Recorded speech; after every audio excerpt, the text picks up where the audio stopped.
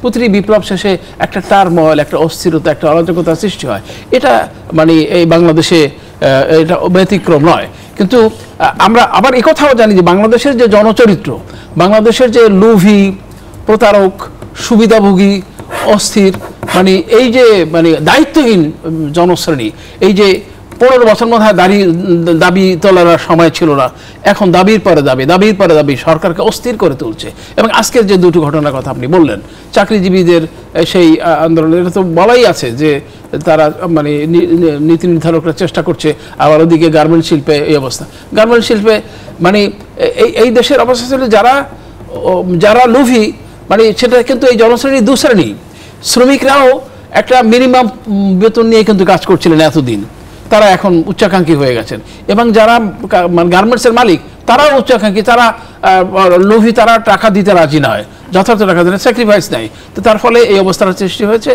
এবং এই জায়গায় মানে সরকারের আসলে কি করার, সরকার আমার মনে হয় যে সরকার যথাযথভাবে নিশ্চিতে যথাযথ পদক্ষেপ নিতে পারছে, যথাযথভাবে পদক্ষেপ নিচ্ছে।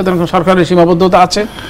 আমরা জানি যে পুলিশের এখনো অনেক কর্মকর্তা যোগদান করেন নাই, এবং প্রথম দিকে এটা একটা বড় ধরনের ক্ষতি যে পুলিশ, এটাকে আমি বিদ্রোহ বলবো।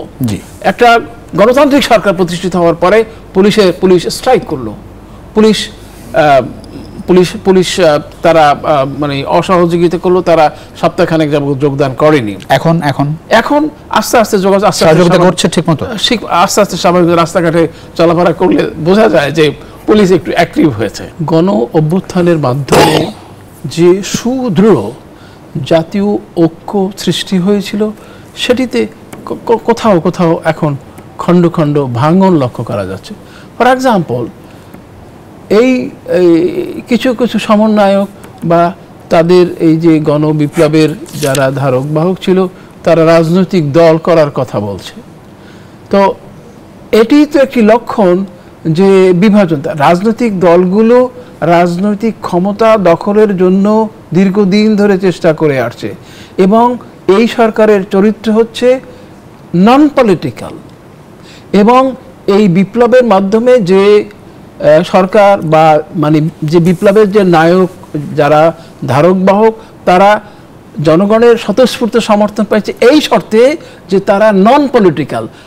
বিএনপি পারেনি, জামাত ইসলাম পারেনি, অমুক দল পারেনি, তমুক দল পারেনি, কিন্তু পেরেছে তারা পারার বড় একটি কারণ যে তারা নন পলিটিক্যাল, স্বতঃস্ফূর্তভাবে সকল মানুষের, সকল মতের, সকল পথের সমর্থন তারা পেয়েছে।